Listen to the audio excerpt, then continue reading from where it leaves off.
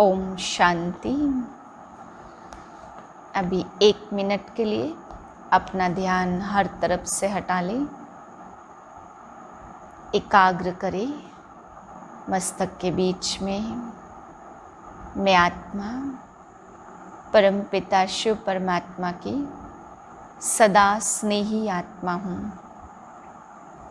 मैं खुशनसीब हूँ, मुझे भगवान मिला है। वह रोज मुझे संभालने, श्रृंगार करने परम धाम से आते हैं। मैं आत्मा बहुत बहुत भाग्यशाली आत्मा हूँ।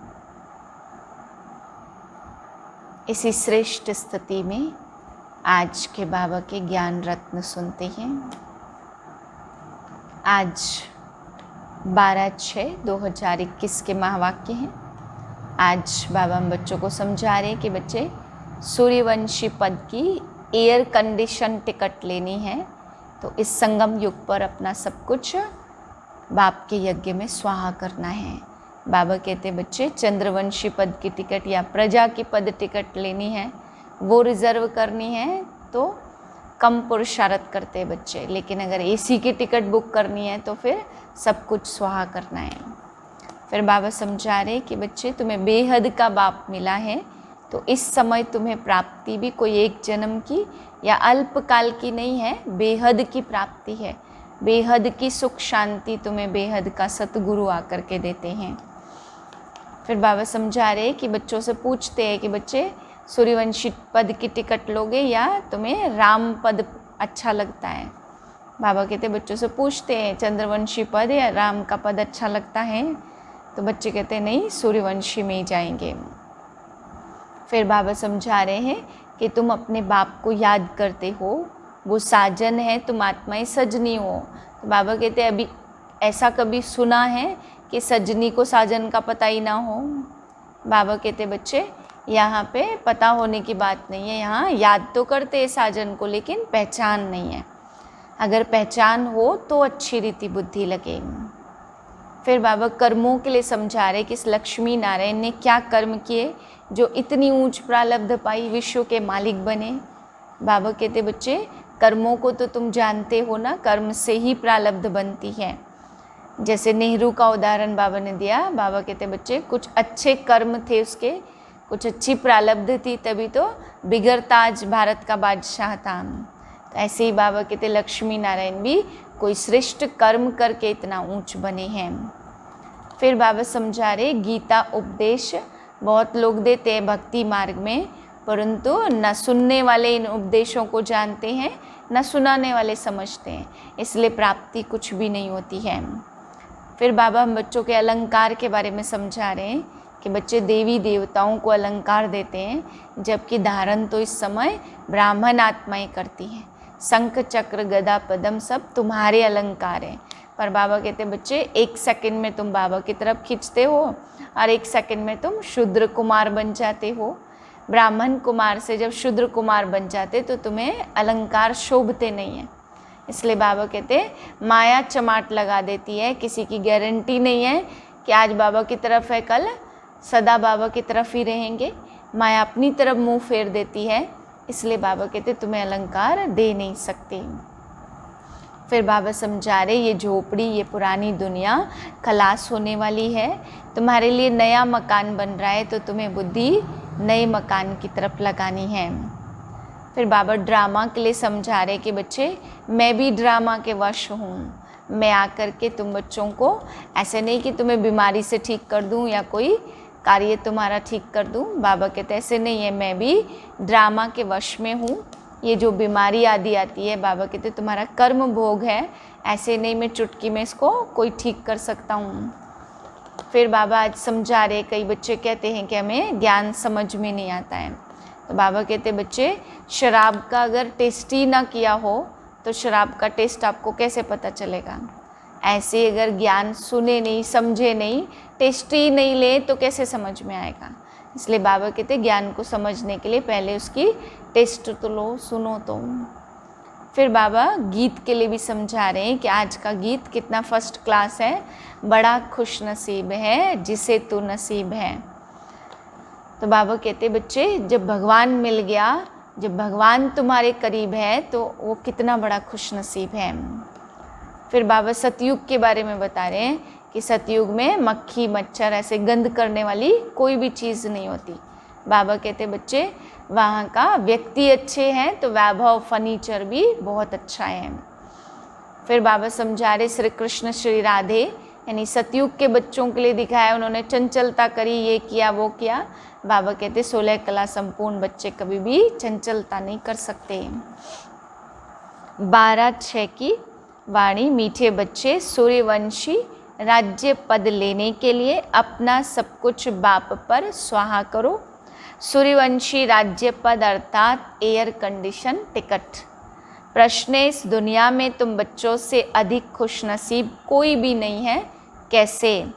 उत्तर है तुम बच्चों के सन्मुख बेहद का बाप है, उनसे तुम्हें बेहद का वर्षा मिल रहा है। तुम इस समय बेहद बाप टीचर और सतगुरु के बनकर उससे बेहद की प्राप्ति करते हो। दुनिया वाले तो उसे जानते भी नहीं, तो तुम्हारे जैसा खुशनसीब हो कैसे सकते?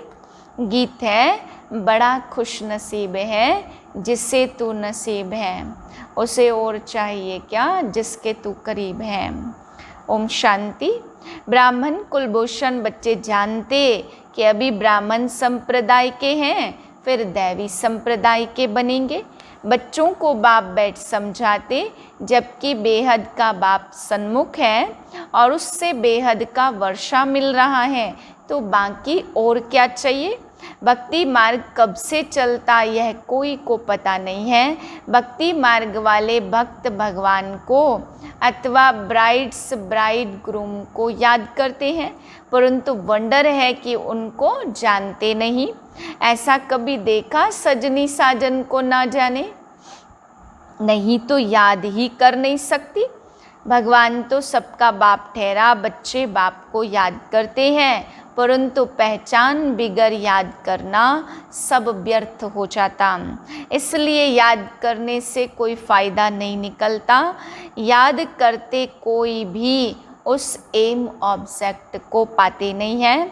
भगवान कौन है, उससे क्या मिलेगा, कुछ भी नहीं जानते। इतने सब धर्म, क्राइस्ट, बौद्ध आदि प्रीसेप्टर अथवा धर्म स्थापन करने वालों को उनके फॉलोअर्स याद करते हैं, परंतु उनको याद करने से हमको क्या मिलना है, कुछ भी पता नहीं है। इससे तो जिस्मानी पढ़ाई अच्छी, एम ऑब्जेक्ट तो बुद्धि में रहती है ना। बाप से क्या मिलता और टीचर से क्या मिलता और गुरु से क्या मिलता है, यह और कोई भी नहीं समझ सकते। तुम यहाँ बाप के, फिर टीचर के और फिर सतगुरु के बनते हो। बाप और टीचर से गुरु ऊंच होता है। अब तुम बच्चों को निश्चय हुआ है कि हम बाप के बने हैं। बाबा हमको 5000 वर्ष पहले मुआफिक आकर के स्वर्ग का मालिक बनाते अथवा शांति धाम का मालिक बनाते। बाप कहते, लाडले बच्चे तुम मुझसे अपना वर्षा लेंगे ना? सब कहते, हाँ बाबा क्यों नहीं लेंगे। अच्छा चंद्रवंशी राम पद पाने में राजी होंगे? तुमको क्या चाहिए? बाप सौगात ले आए हैं। तुम सूर्यवंशी लक्ष्मी को वरेंगे या चंद्रवंशी सीता को? तुम अपनी शक्ल तो देखो, श्री नारायण व श्री लक्ष्मी को वरने लायक हो, बिगर लायक बनने के वर कैसे सकते? अब बाप बैठ समझाते, हूँ बहू कल्प पहले समझाया था और फिर से समझा रहे हैं। तुम फिर से आकर वर्षा ले रही हो। तुम्हारी एम ऑब्जेक्ट ही है बेहद के बाप से बेहद का वर्षा लेने की। यह है सूर्यवंशी राज्य पद और सेकंड ग्रेड है चंद्रवंशी। जैसे air condition first class second class होते हैं ना, तो सतयुग की पूरी राजधानी एयर कंडीशन समझो। एयर कंडीशन से ऊंच तो कुछ भी होता नहीं है। फिर है फर्स्ट क्लास। तो अब बाप कहते तुम एयर कंडीशन व सूर्यवंशी राज्य लेंगे व चंद्रवंशी फर्स्ट क्लास का, उससे भी कम तो फिर सेकंड क्लास में नंबरवार वारिश बनो, फिर तुम पीछे पीछे आकर राज्य पाएंगे। नहीं तो थर्ड क्लास प्रजा, फिर उसमें भी टिकट रिजर्व होती है।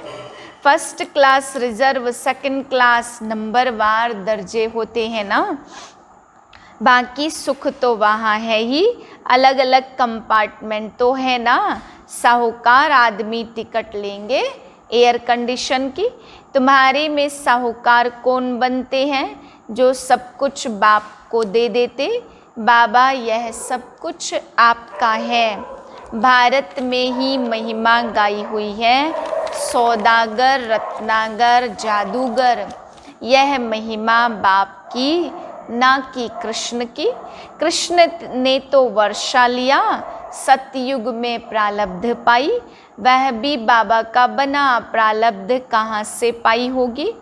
लक्ष्मी नारायण सतयुग में प्रारब्ध भोगते हैं। अब तुम बच्चे अच्छी रीति जानते हो, जरूर इन्होंने पास्ट में प्रारब्ध बनाई होगी ना।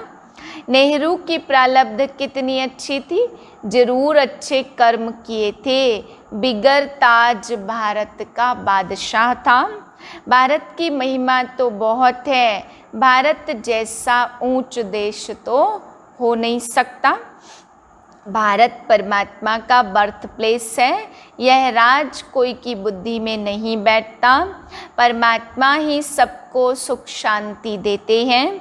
आधा कल्प के लिए भारत ही नंबर 1 तीर्थ स्थान है, परंतु ड्रामानुसार एक बाप को भूलने से सृष्टि की हालत कैसी हो गई है। इसलिए शिव बाबा फिर से आते हैं, निमित्त तो कोई बनते हैं ना। अब बाप कहते अशरीरी भव, अपने को आत्मा निश्चय करो। मैं आत्मा किसकी संतान हूँ, यह कोई जानते नहीं है। वंडर है ना, कहते भी हैं ओ गॉड फादर रहम करो। शिव जयंती भी मनाते, परंतु वह कब आए थे कोई को भी पता नहीं है। और यह है 5000 वर्ष की बात। बाप ही आकर नई दुनिया सतयुग स्थापन करते। सतयुग की आयु लाखों वर्ष तो है नहीं, तो घोर अंधियारा है ना। गीता का उपदेश कितने आकर सुनते हैं, परंतु न पढ़ाने वाले न पढ़ने वाले कुछ समझते। बाप कितना सहज कर समझाते, सिर्फ बाप को याद करो। ग्रस्त व्यवहार में रहते कमल फूल समान बनो।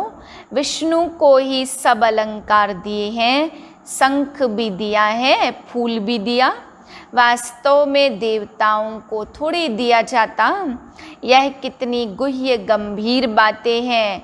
है ब्राह्मणों के अलंकार, परंतु ब्राह्मणों को कैसे देवे। आज ब्राह्मण हैं, कल शूद्र बन पड़ते। ब्रह्मा कुमार ही शूद्र कुमार बन पड़ते। माया देरी नहीं करती है। अगर कोई गफलत की, बाप की श्रीमत पर न चला, बुद्धि खराब हुई, माया अच्छी तरह चमाट मारकर मुंह फेर देती है। मनुष्य गुस्से में कहते हैं ना, थप्पड़ मारकर मुंह फेर दूंगा।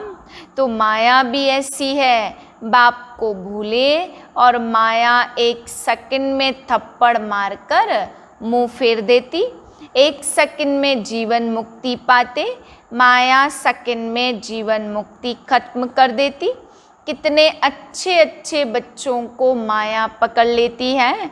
देखती है कहाँ गफलत में है तो झट थप्पड़ लगा देती है। बाप तो आकर पुरानी दुनिया से मुंह फिराते। लौकिक बाप कोई गरीब होता है, पुरानी झोपड़ी में रहते, फिर नया बनाते हैं। तो बच्चों की बुद्धि में बैठ जाता, बस अब नया मकान तैयार होगा और हम जाकर बैठेंगे, यह पुराना तोड़ देंगे। अब बाप ने तुम्हारे लिए हथेली पर बहिष्त अथवा बैकुंठ लाया है। कहते हैं लाडले बच्चों, आत्माओं से बात करते इन आँखों द्वारा तुम बच्चों को देख रहे हैं। बाबा समझाते मैं भी ड्रामा के वश हूँ। ऐसे नहीं ड्रामा के बिगर कुछ कर सकता हूँ।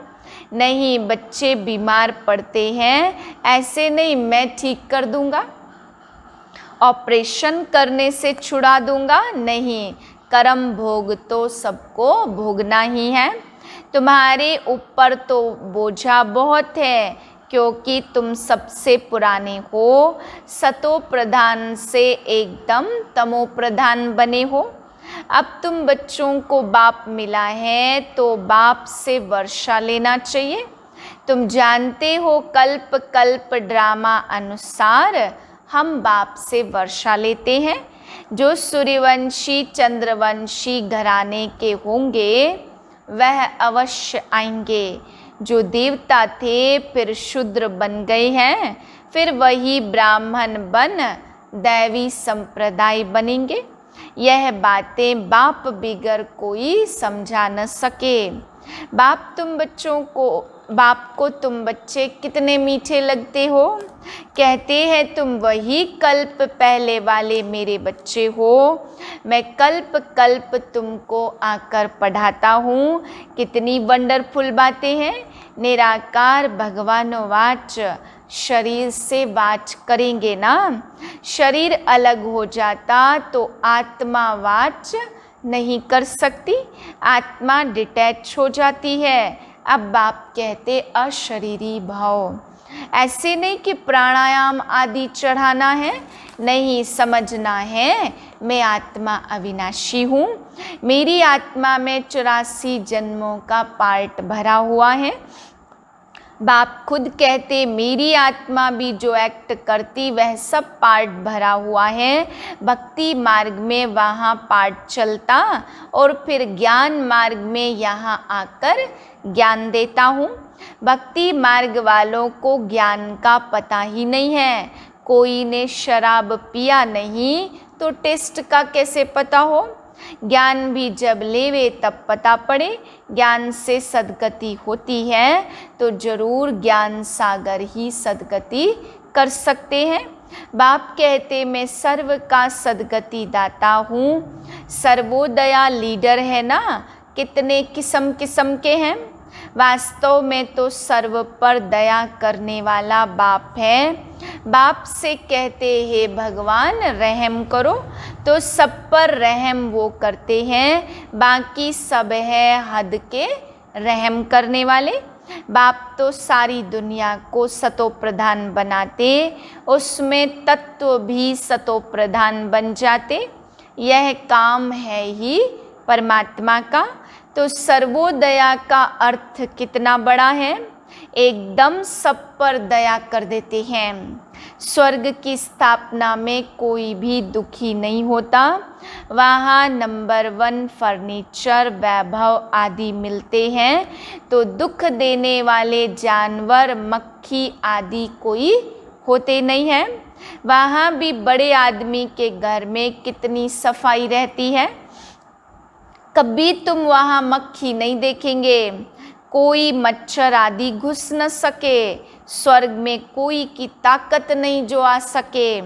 गंध करने वाली चीज़ वहाँ होती नहीं है। नेचुरल फूलों आदि की खुशबू रहती। तुमको सूक्ष्म वतन में बाबा सूबी रस पिलाते। अब सूक्ष्म वतन में तो कुछ भी है नहीं, यह सब साक्षात्कार हैं।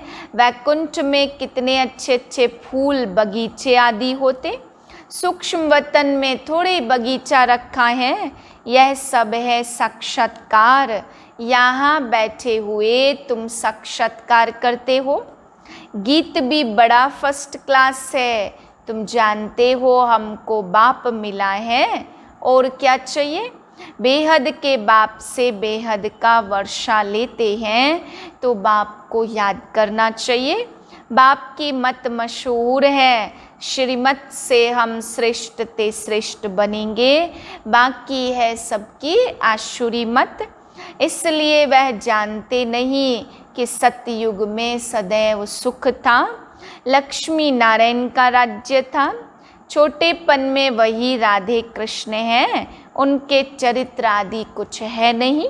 स्वर्ग में तो सब बच्चे बड़े फर्स्ट क्लास होते, चंचलता की तो कोई वहाँ बात ही नहीं होती। अच्छा, मीठे मीठे से खिलते बच्चों प्रति माता पिता बाप दादा का याद प्यार और गुड मॉर्निंग। रूहानी बाप की रूहानी बच्चों को नमस्ते।